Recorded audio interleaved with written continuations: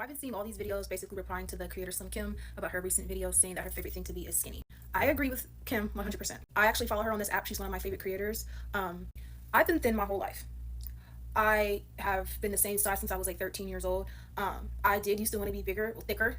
My family is on the thicker side. Classic hourglass shape. My mom, banging body. I feel like as Black women, we're conditioned, and as society conditions us in our family as well, to want to be thicker or slim, thick, however you want to say it. Being slim, skinny is not really praised in our community. But now that I'm older and I've been around different people and I can see different things, like I love being skinny. I love it. Now, everybody's definition of skinny is different, of course, but for me, my size, my shape, I love everything about it. I see a lot of people like coming for her, and I see a lot of people like defending her as well. And I feel like what she was trying to convey is just, being healthy is the best. Like I said, everybody's definition of skinny and being slim and in shape is different. But I think what she was just trying to say is that, her being in shape is the best thing for her. You look better, you feel better, your clothes fit you better. Like it opens up different doors for you. Like, that's just what she was trying to say. And I told you I blocked the light bright crew, but I'm going to make it the brown paper bag crew, because we're going to see people who benefit from these white supremacist views start leaning more into that now that we are going to be in a full-on fascist country, which has always been fascist, but now that we're leaning like head on into it, you're going to see your faves that I've been telling you are fucking ops and have been switching up lately really leaning. Hey y'all, welcome back to my channel.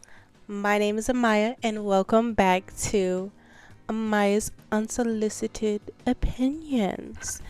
So y'all, I know I was gone for a week. Not too much on me, because let's not forget I'm a grown college and it's finals week. But when finals week is OVER, we about to be lit on this channel, because I have a month and a half off college. And follow my other channel because we're about to be consistent. Anyways, y'all, today we're going to talk about the TikTok creator Slim Kim. Recently, she just went viral with over 1.6 million views on her recent TikTok video, basically talking about how, nothing feels better than being skinny, and how she thinks about being skinny every day. My favorite thing to be is skinny. And I fear you cannot say that out loud, but it is my favorite thing to be, and it is my favorite fear to not be. And this is just for me personally. This is all personal to me. But I just wanted to say it out loud because honestly, it's all I think about. It's all I think about. Okay. Of course, that comment in itself, the way that it's said in the video, if you understand, you understand, but a lot of people didn't understand, and it started to, it started to cause some discourse with the plus size community and the skinny talk. And then it slowly trickled down to the Black community, because a lot of the Black women in the plus size community, or a lot of Black women that adhere to the Black beauty standard, did not like her comments, critiquing Kim for her comments because they feel like it was done with malice intent. And also, she had made a video previously talking about how in her past, like, she didn't wake up and realize that she was Black, but since she has been in predominantly white spaces, she has not had pride in her culture and in herself being Black, because she has solely been in predominantly white spaces. And she just recently made a video talking about how, she's just happy to be Black and she's happy to be in her culture. And now a lot of different Black content creators are throwing that in her face, because they're basically saying, like, why would we listen to some whitewashed Black person that, just barely realize that they're Black? Coming from a should I call myself whitewashed? I guess we'll call me whitewashed, whatever. Coming from a Black person that has grown up in predominantly white spaces after leaving high school and then going to college, where I go to a PWI, I completely resonate with Slim Kim, with her and her honesty on the internet about that. I grew up in a town, and I grew up in a place, and I grew up in a school where everything was white. We were on white people timing. Certain people wouldn't talk to me. I didn't know why that was. Now I know it's because I'm Black. But that's because as a Black person, you have to I feel like there's a shift that people who go to PWIs are just in white places go through, where it's just like you grow up and you're going based off of the standards that white people have set, and then you grow up and become an adult and realize that you can now be comfortable in being a black person. And that's what I feel like Kim was trying to convey, because what I feel like black people who are around each other and have always been around each other don't understand is, yes, you're going to be confident in being black because that's all you've been around. You've been around everybody that's looked like you, talk like you, act like you. But when you're in an environment where people are not like you and people are acting a little weird and this and that, then I would say you feel insecure about being black, but also like you don't think, like, you really don't spend time thinking about, oh, well, I would be more unique if I acted and embraced my blackness, because at the end of the day, that's what people are putting you down for. So I didn't like that they were doing too much on my girl like that, because if you're not in the position, you're not going to understand it.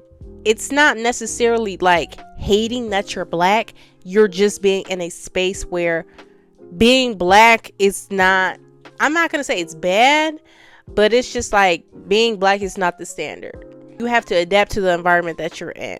So, a lot of these creators are starting to say, well, like, black girl luxury and where she's coming from is essentially, like, that soft life is essentially embracing whiteness, because a lot of white women, they do pedestalize skinniness, and coming from a, white neighborhood in a white place, they do take being skinny very seriously. They do take them tanning beds very seriously. They do take Pilates very seriously.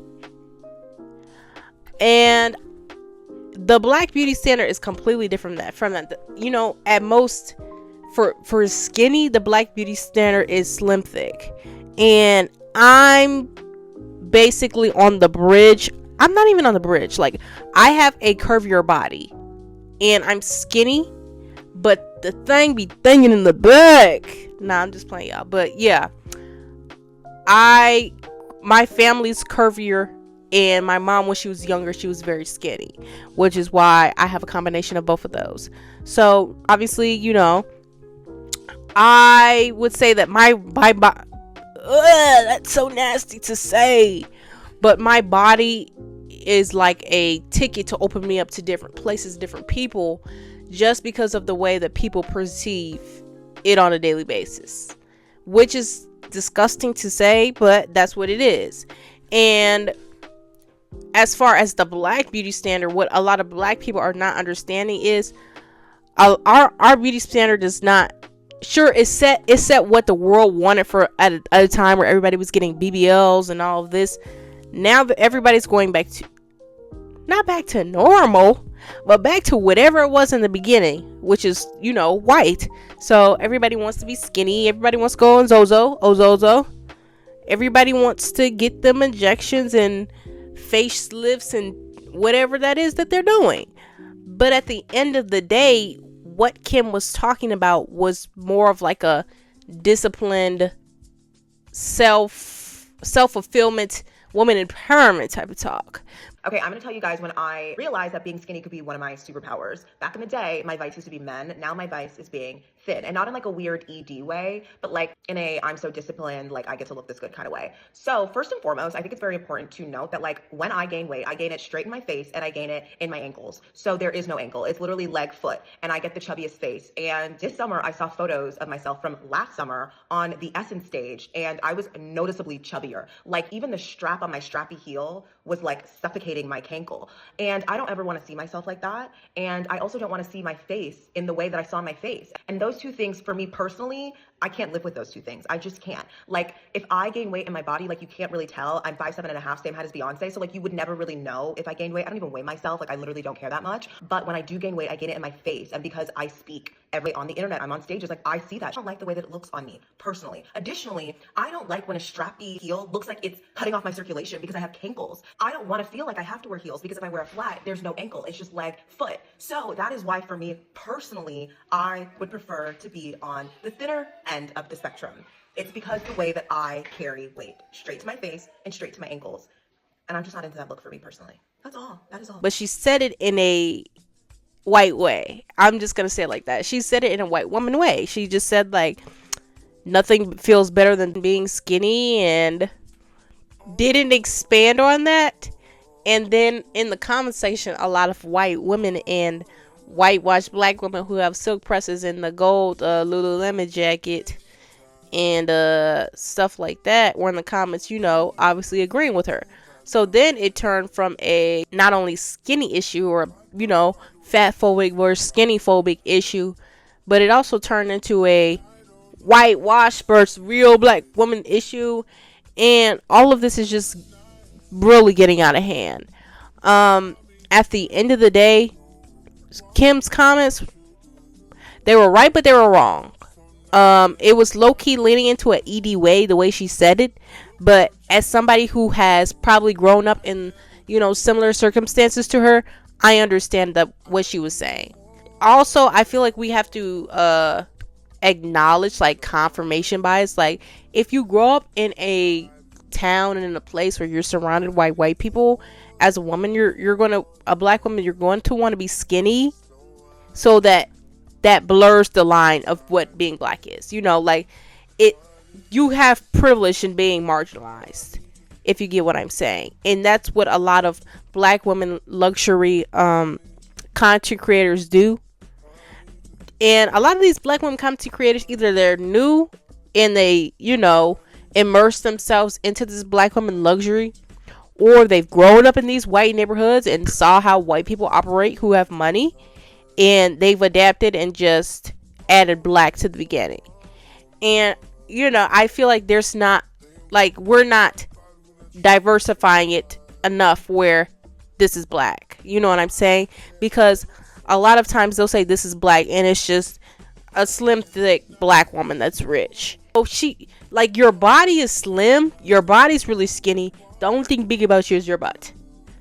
And I feel like we should slowly start to diversify ourselves from that, because at the end of the day, nobody wants to say it, but this is white standards. So even though I understand where Kim is coming from, she was wrong a little bit. I'll give her that. I'll give them that. She was wrong a little bit. But she was wrong because she was ignorant. She wasn't wrong because it's not her fault that she didn't grow up around her community. That's just where she didn't grow up from. You know what I'm saying? I don't think I agree with the way that some people internalized her comments, though. I feel like as a skinny person, you should talk about how, you know, you're happy to be in your skin. And I feel like people are slowly trying to turn her comments into a, well, you know, if you're big, well, not even, like, they're basically trying to make it sound like she said, I love being skinny, but I hate fat people. And she really just meant, I mean, she said what she said, but she also gave a comment after and was like, I just love working out. I love the discipline, and I love how my body looks from the discipline that I put it in it, and from the work that I've put in it, you know. And I just don't really understand. Like, I understand that the world is increasingly becoming fat phobic because we are now entering a conservative era of time. But what I do not understand is, as a skinny person, why, you know, you're talking about how you just like being your body or another skinny person's body, and now all of a sudden that's hating on the plus size community and this and that. We'll be making another video on about that, but I just don't understand the internalization. Like, I understand it may be triggering just because of the world we live in, but I don't understand why you have to make a video about it and say that it's her fault that you're internalizing what she's saying because of the standards of society. It's not making any sense. It's not clicking, Steven. But that was it for this video. If you liked it, oh no, don't look at my hands because my nails are not done today. If you liked it, like, comment, and subscribe, and have a blessed day. My always fun like Jackie Brown. I wanna know what she can do.